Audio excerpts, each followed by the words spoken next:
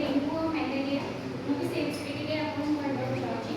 Dengue मशा हमर होची Aedes मशा द्वारा डेंगू व्यापी थाए जोटे कि हमर स्थिर और सफा पानी रे से मशा बेसी वंश विस्तार करन।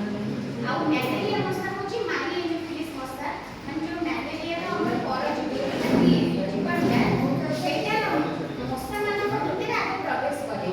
मशा मान प्रवेश करी तार खाद्य नली को संग्रहित करे। तापर सेही मशा हमको आसी काम करे हमर से जीवन है हमर रक्त प्रवेश करी हमको मैलेरिया होई है।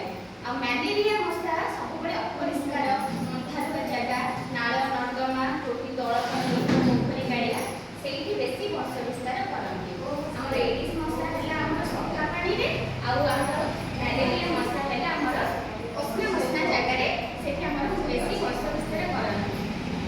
लक्षण हैला डेंगू मशा डेंगू ज्वर हेले हमर मेन होची प्रबल ज्वर हबो तापर आंखु गंठी प्रबल बिंधा हो मुंड बिंधा हो बांती हबो अरुचि लागिबो।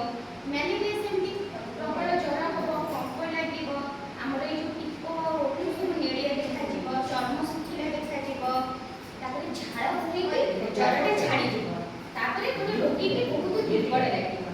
आ होची संक्रमण रोग माने गोटे रोगी थारु अन्य रोगी की भी व्यापिबो।